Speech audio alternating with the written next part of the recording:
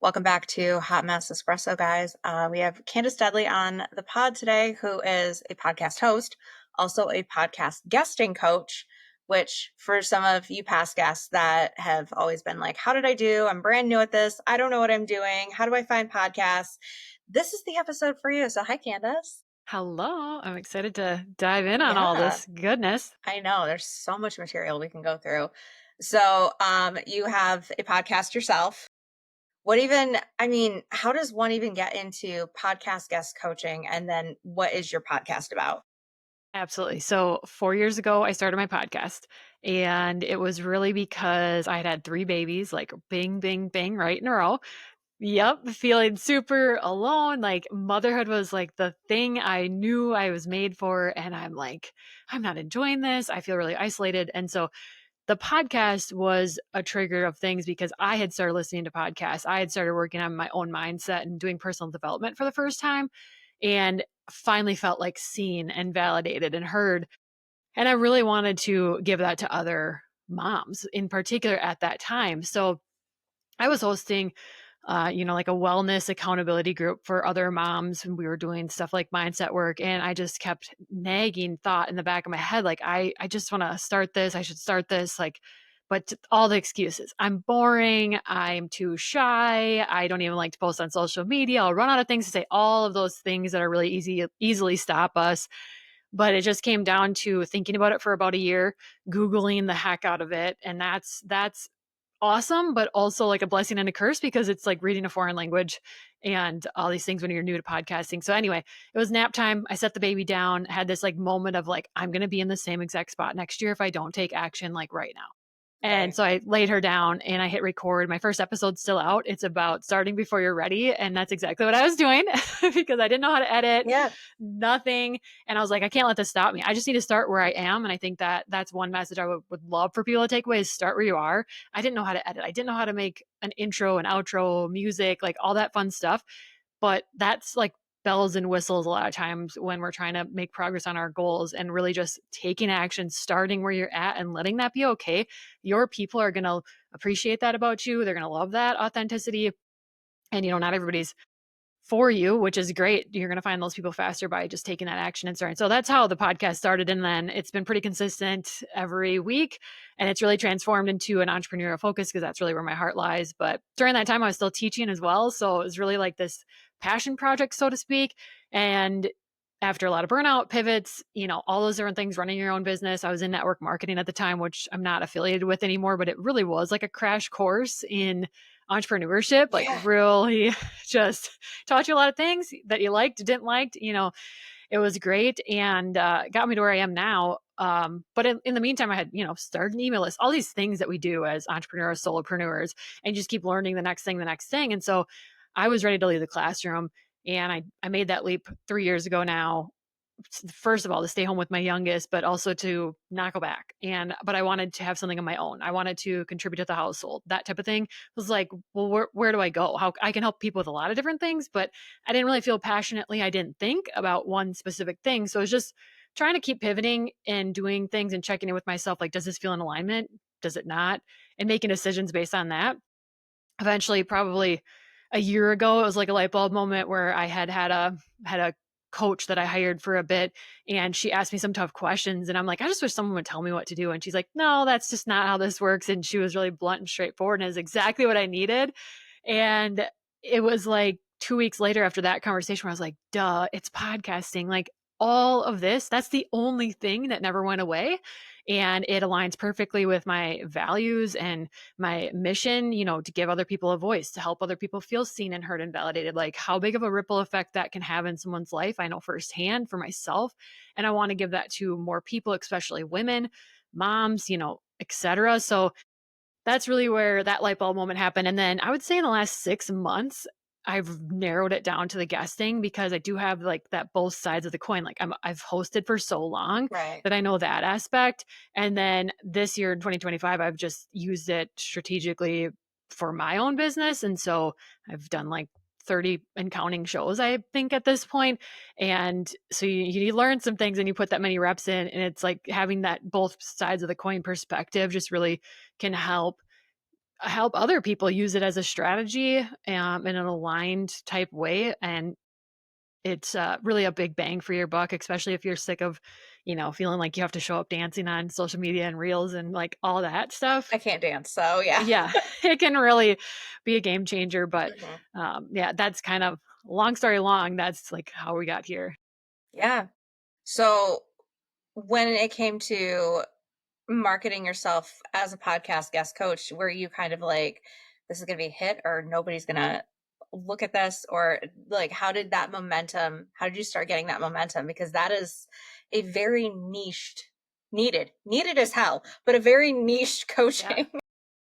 I think it just I started posting about it, and as a host, you probably get this too, where you get like cold pitches sent you on email from like companies and like big production play, and you're like, man, you haven't listened to an episode, but they say they did. They'll copy and paste the title of it, and you're like, this is horrible. You're not even Hmm. close to aligned with my message, my show, or the guests I bring on. So you see all of the ick and the bad, and you can take that into account. And I was like, obviously people are trying to use this, but people are going about this the wrong way. But it can be a great tool, because I already knew from hosting my own podcast that podcasting is so different than other forms of content. It's basically what blogs and podcasts that have SEO.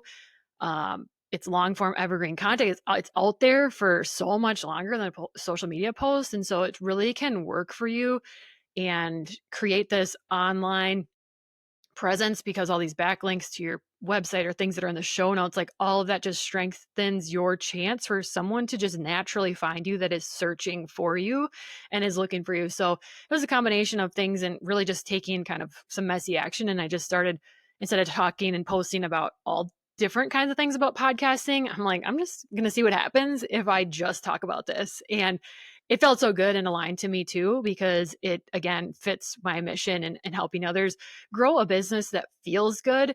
And being an introvert, being like a stay-at-home mom, a homebody, all those things, this is a way that feels great to me, because of the bang for your buck from getting to spend, like us, we're going to spend like an hour, and then I can go and share about it later. But because you're gonna do the back end work then. And I know that from a hosting perspective, like it's a lot of work to have guest episodes. There's editing, there's all the things after that we don't think about if we don't have our own show. Yeah. Um, but yeah, just really just seeing, posting about it and seeing what happened. And I got so many questions, so many podcast bookings from it, because they were like, I've never had someone on about this, but I've had, bad pitches, or I've experienced all this. So that need, I think, was there. And it's just something that a lot of us aren't thinking about.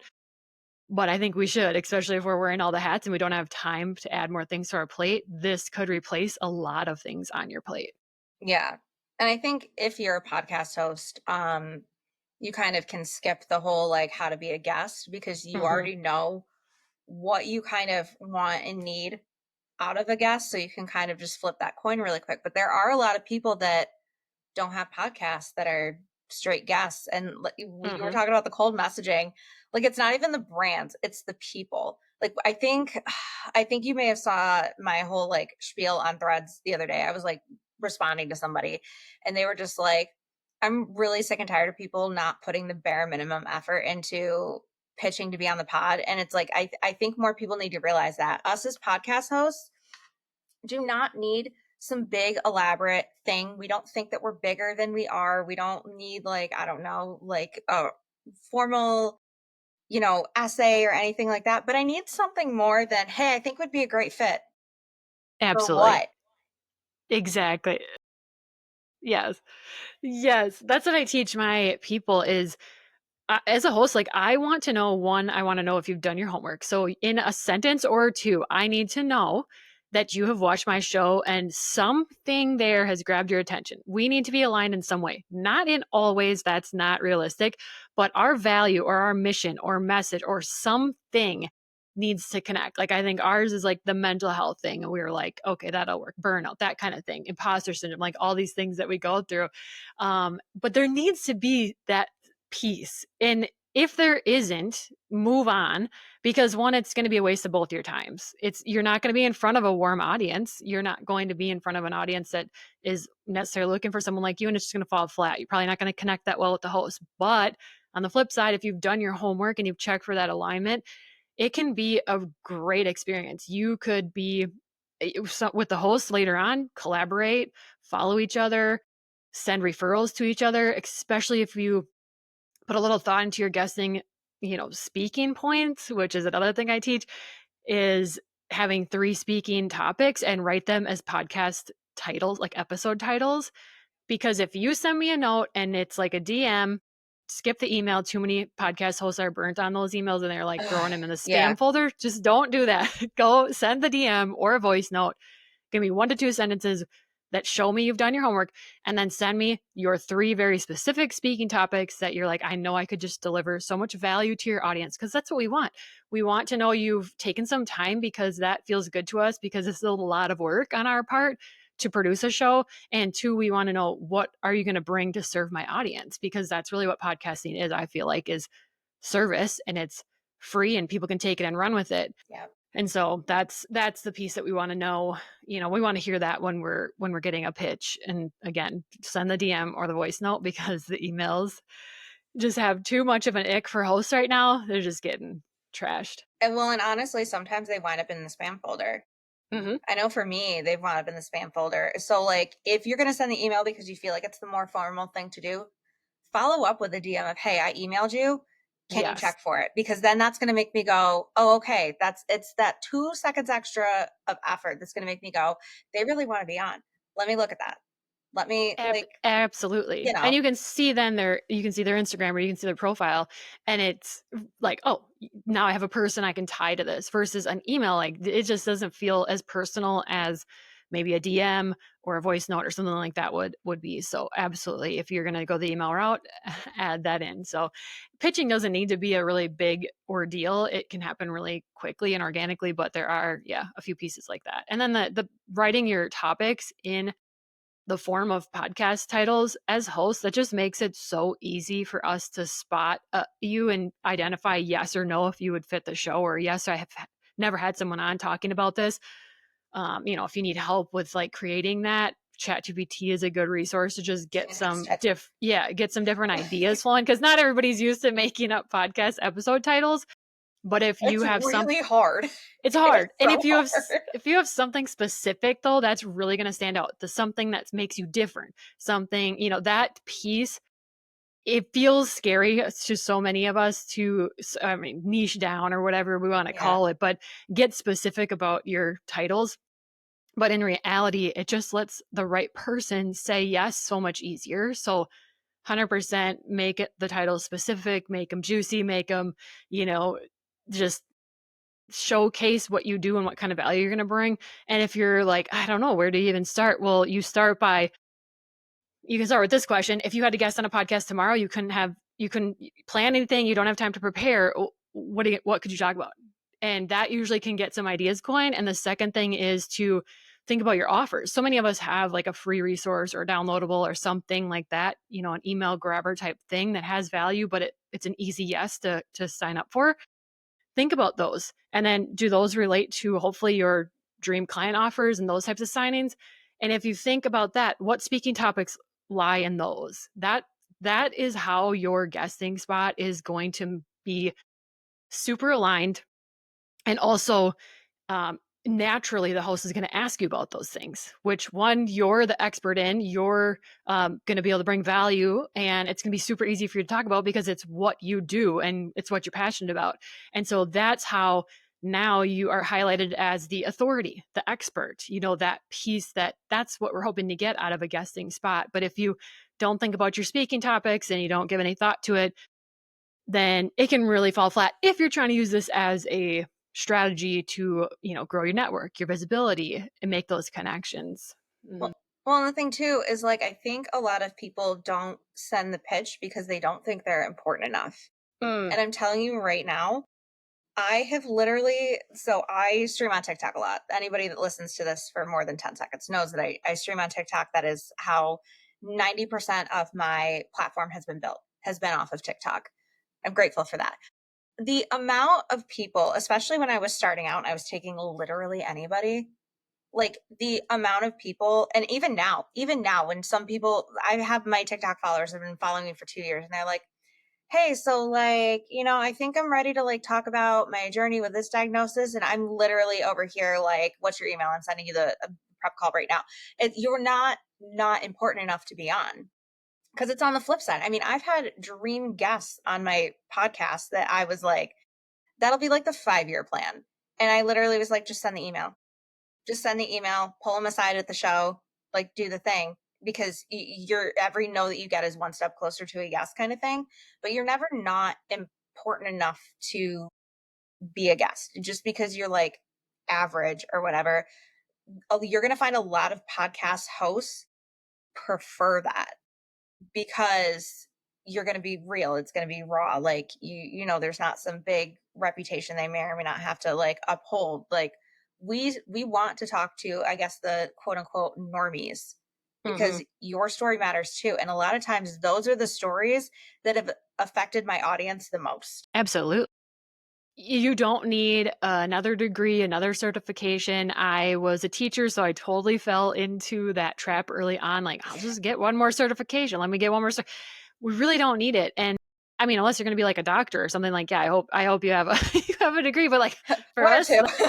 yeah, like, but like for the most part, talking on a podcast, we don't need that. Like, your people are out there. There are so many people in this world.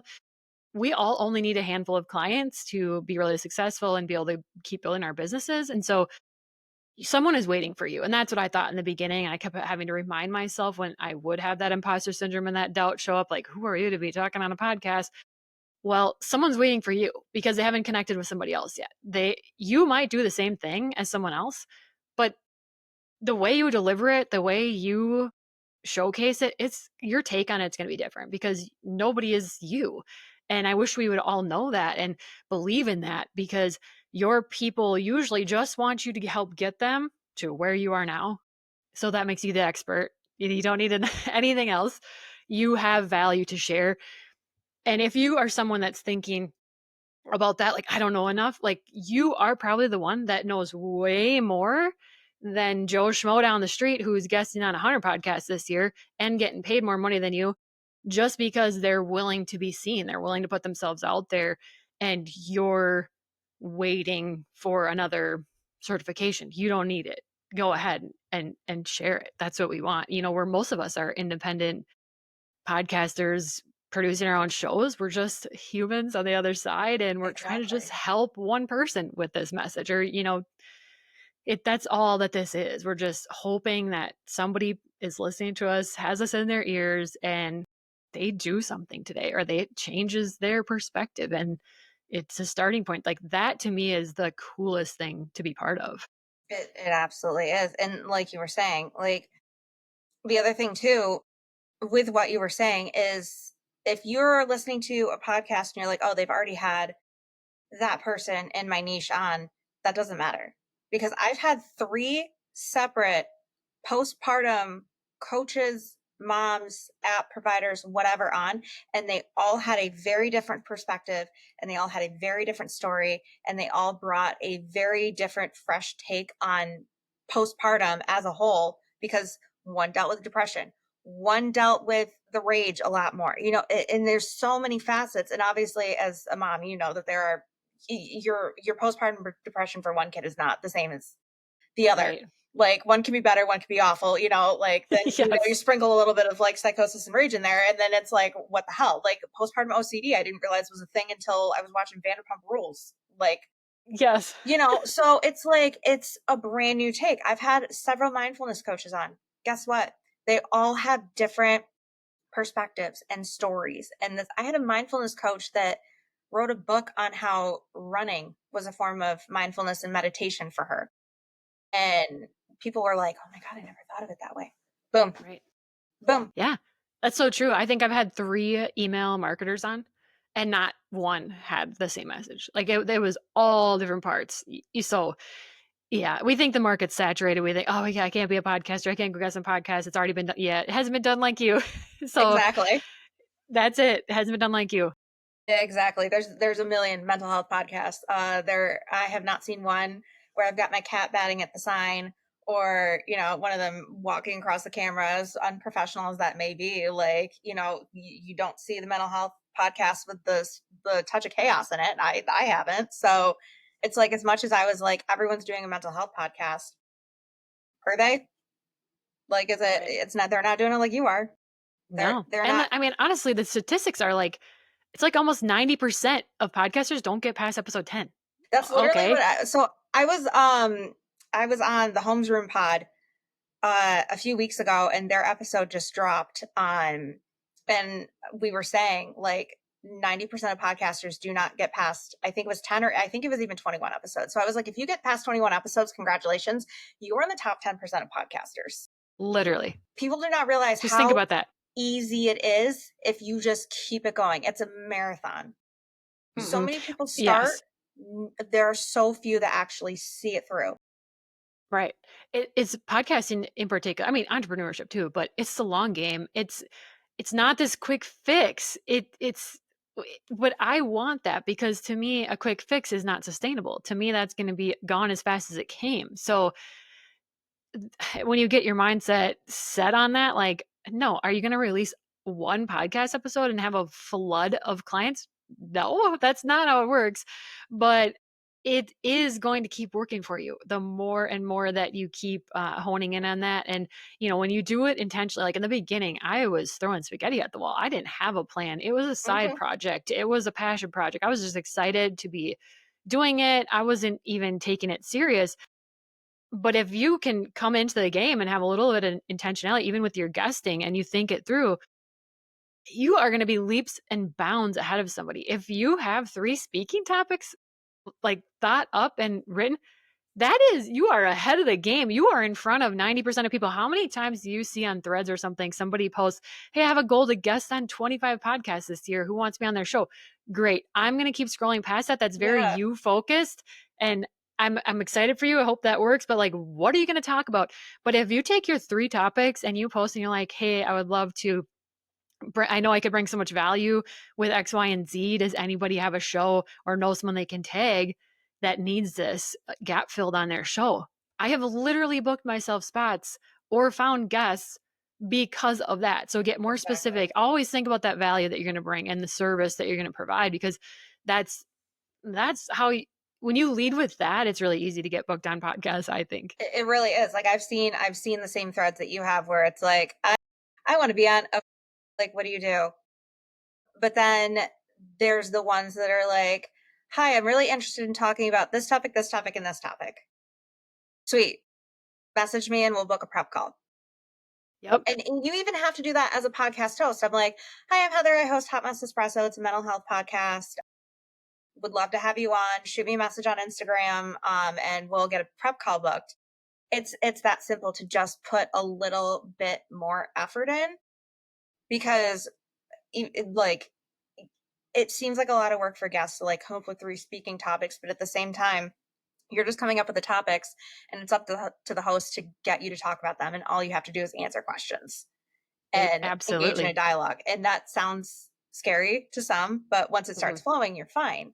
But yeah, it's Yep. just like, that's a big thing for me. If somebody's like, hey, I'd like to come on, I offer this, done.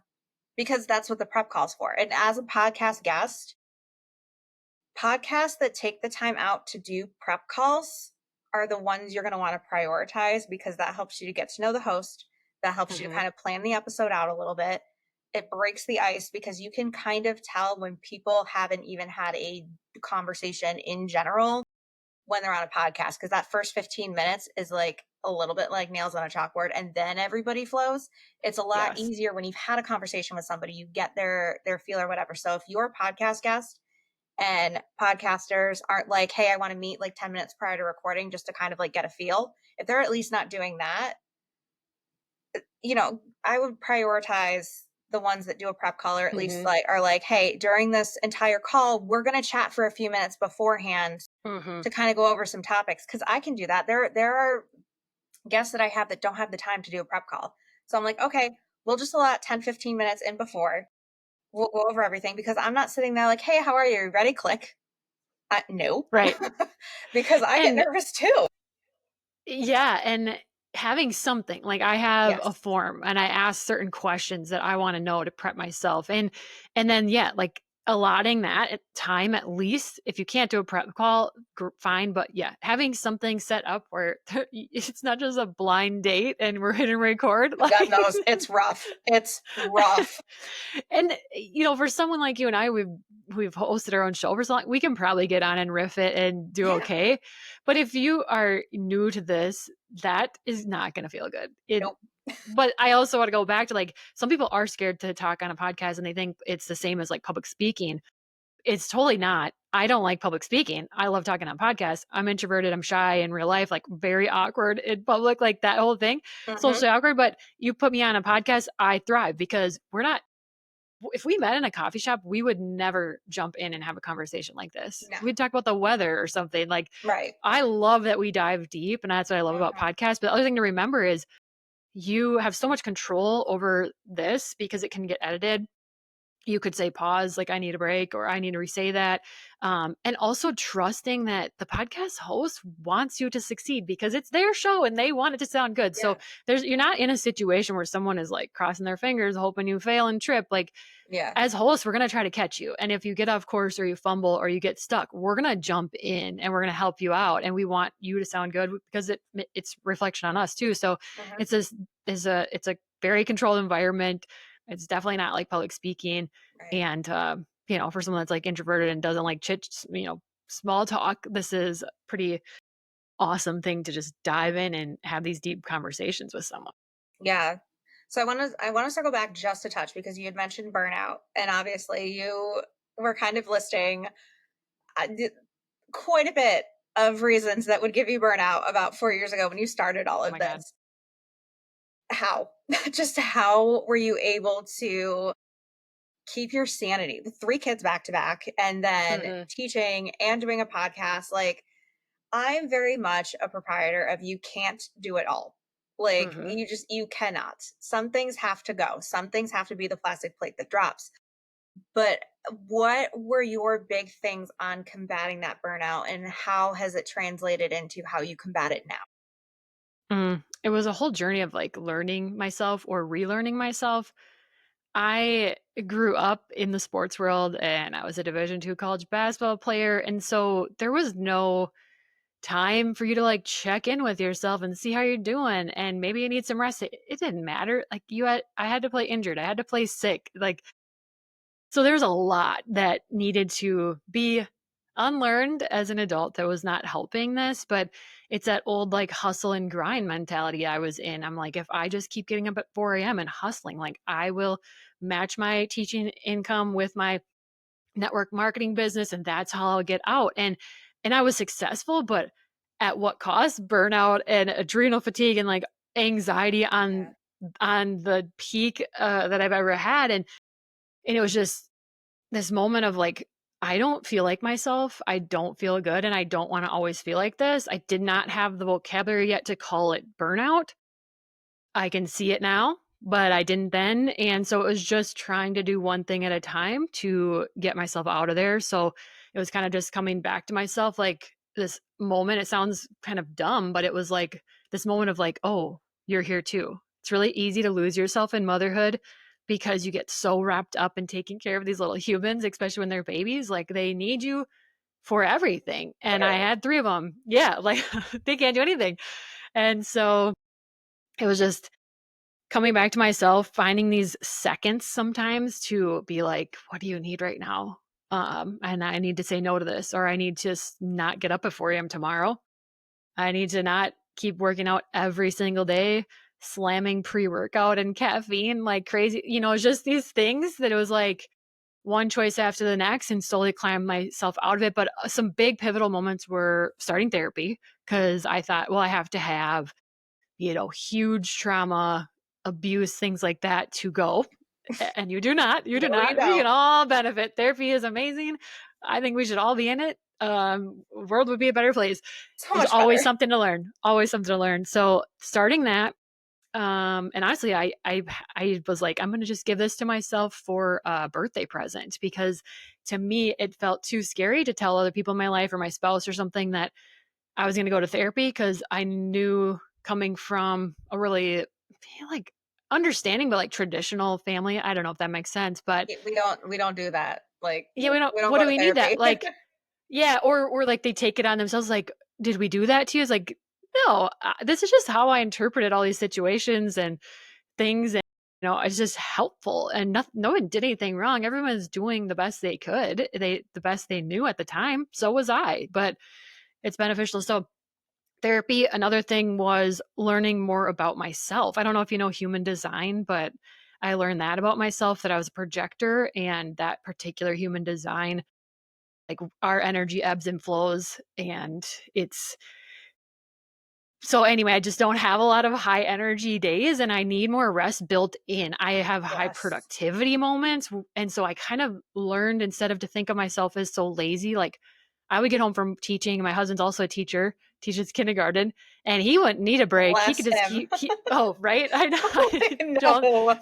do not sign me up for that. No. Um, and he wouldn't need a break. He could keep going. And I'd be like, I am so exhausted. I need to be alone. I need to be in a dark cave, but I can't, because I have 3 little kids in diapers that need me. So Mhm.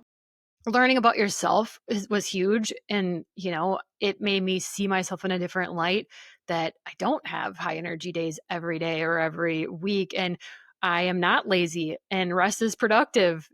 I don't have to earn it. All these things that can just be ingrained in us. I really had to do a lot of unlearning, therapy, learning about myself, and kind of, like I said, coming home to myself. Like, what do I even like? What's fun to me?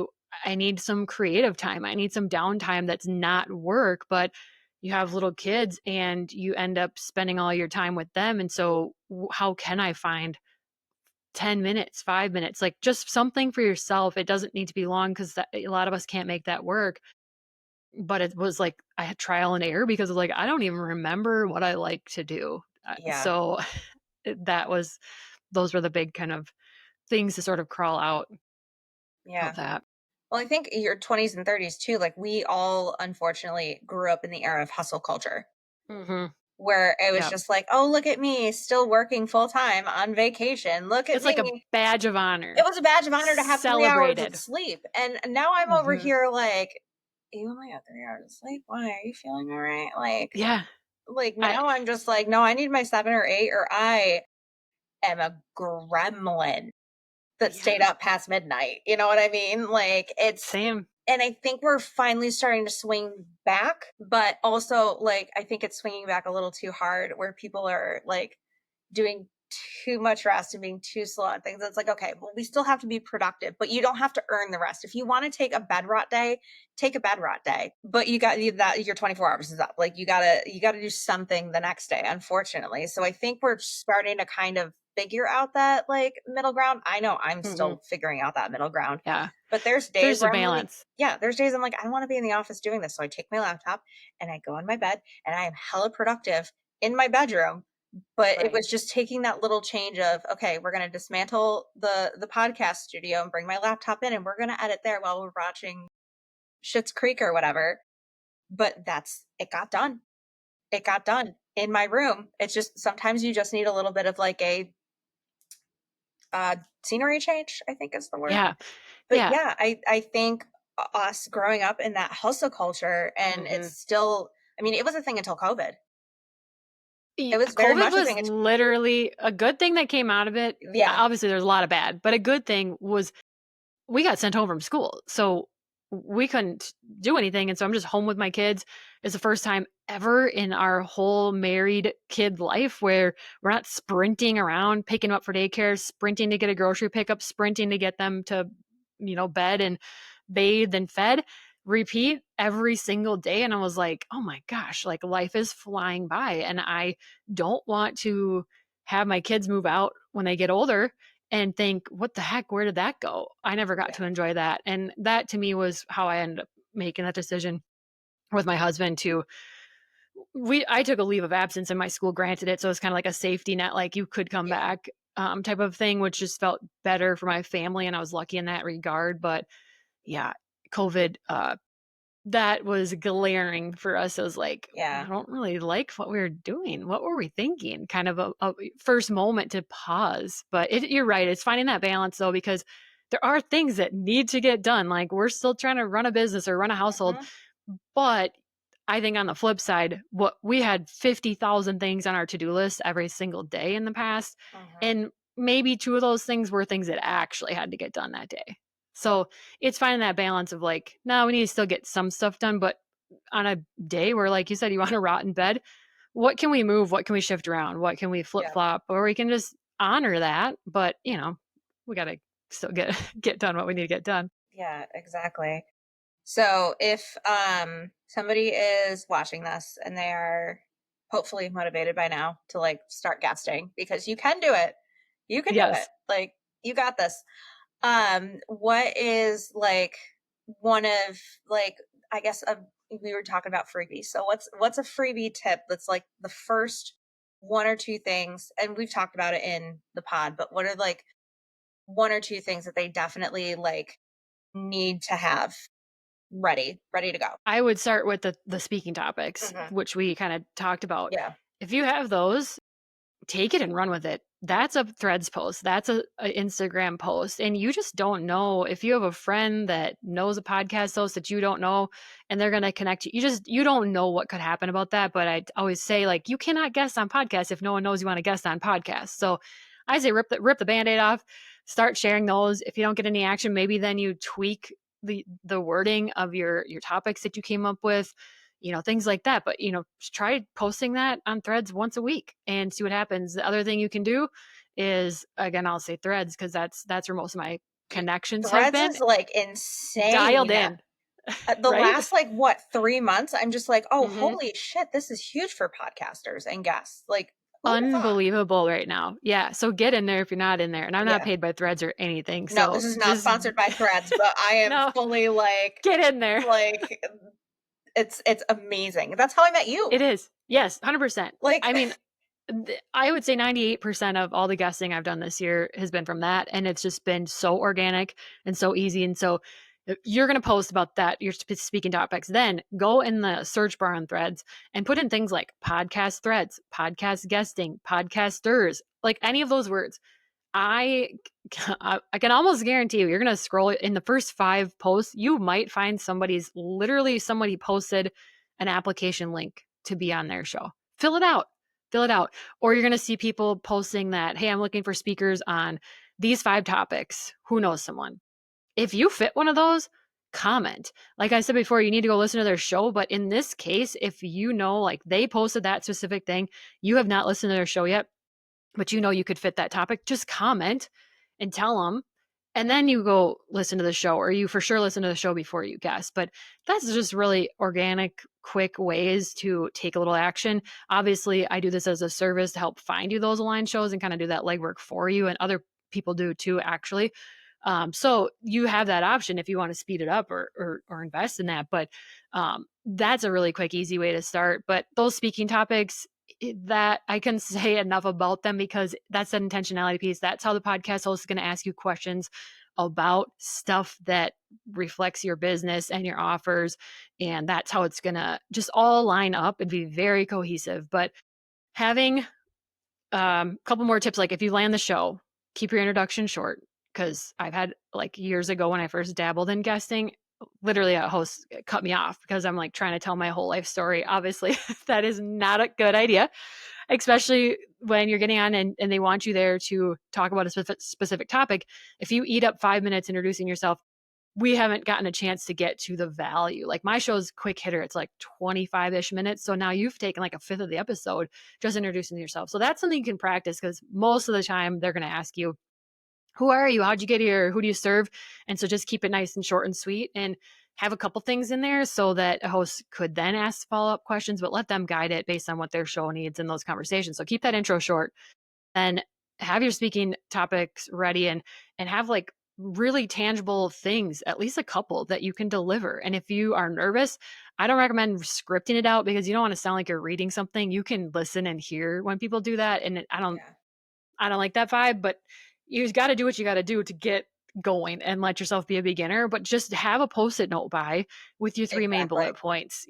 That's as simple as it is. You can just glance down, boom, I got it. Keep going. And then the third thing in your talking in your guesting session, have one spot to send them after. Like we're probably going to link my podcast guesting getting started We guide. It's sure free. are.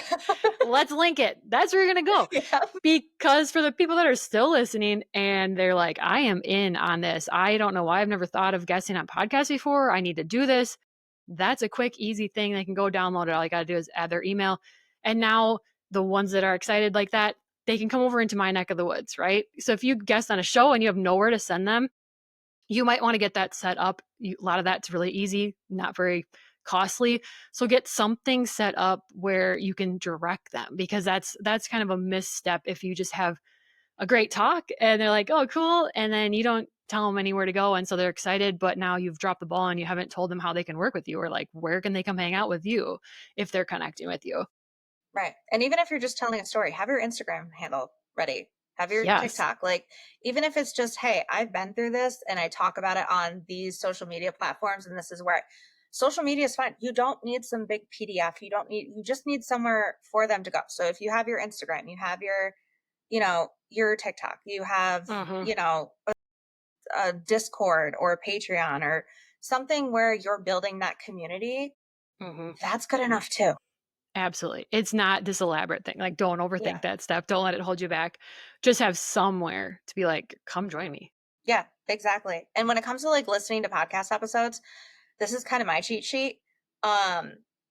You don't have to be listening to like all of their episodes. You take like a Yes. beginning, a middle, and an end. And if they're longer episodes, skip through a little bit. Get to like, especially if it's a guest that you're interested in, try to listen to the whole thing. But if you can't because you got ADHD like me, you skip through a little bit. You find those points and you're like, ooh, that really that really was pointed out. And if you're doing your little pitch, you can be like, hey, your episode with so and so affected me because blank. Yep. Even if you only listen to it for 10 minutes, that still means that you listen to it. That's going to stand out more. Right. Because as a podcast host, where do we put those things? Our introduction, or scroll down to read the show description. That's going to give you our mission, our values, our vibe. That's there. Go skip to the middle if you need to and listen for about 10 minutes, because that's Absolutely. a lot of where like the content The really meat. is. Absolutely. So it's really simple to just do these little itty bitty things, especially if you just don't have the bandwidth to put all of this effort in. Here's your little cheat sheet in one. Skip around. It's okay. Yes. It is Absolutely. perfectly okay. 100%. Yeah, definitely. This should be helpful. And in my eyes, this should be a strategy that gives you more time back. Yes. And doesn't take up more time. Like, get rid of something because now you're doing this. If you've been posting on 5 social media platforms, well, there's got to be 2 you don't like. Let's stop with those and see what putting a little time into this bucket does for you. Right. And having like a little structure on your notes app that you copy and paste and then tweak, totally fine. Totally fine. Because trying to come up with a brand new, like super creative pitch all the time, no. If you've got like the meat and potatoes, and then that's when you put in your like that custom whatever, you got to find 1 or 2 things about the podcast that you're just like, this is what I like about it, instead of, I love what you're doing for mental health. I'd like to come on. Okay. What am I doing for mental health? Like, that kind of thing. So something that like, hey, your episode with so-and-so smacked me in the face, and I really feel like that is motivating me to want to talk about XYZ. Done. Let's book a prep call. You know 100%. What I mean? So it's just these little itty bitty simple things. It doesn't have to be this big elaborate spiel, but something that makes us as hosts feel like you're on for more than just to hear the sound of your own voice, kind of thing. 100%. 100%. Yes. So, but since I'm sick of hearing the sound of my own voice at this point, Candace, where can we find you? Where can we find your podcast? And what is that little thing that you were talking about that we're going to be linking later? Yes, let's link it. It's just a guesting starter guide, and you're going to see it's nothing fancy. It's a Google Doc. There's links in there, but it is quick because I don't want to overwhelm you, but it's just going to let you get started, and it's going to have more, things that you can take and run with. My podcast is called Podcasting Mentor Better Brave. So you can head there. I have tons of episodes out about guesting mistakes, guesting prep. So you can just binge that and Yeah. you'll be well on your way. But otherwise, Candace Dudley is where you can find me, at Candace Dudley, Threads and Instagram, pretty much anywhere. My website's CandaceDudley.com. So you'll find me if Yeah. you use my name. And they can shoot you a message on Instagram if Oh, they would like yeah. to work with you. Totally. It's me behind the scene. This is a one-woman show, so you're going to get a real human. So I would love to hear what you thought about this episode. And Yeah, yeah, definitely. Well, Candace, thank you so much for coming on. This has been a wealth of knowledge, and I'm really hoping that this just motivates people to feel like they're good enough to be on your end of the podcasting yeah, spectrum. absolutely. Use your voice. We all have one and we all have a story, and it's not boring. It's not worthless, and someone's waiting to hear from you. Exactly. But thank you again. Yeah, thank you.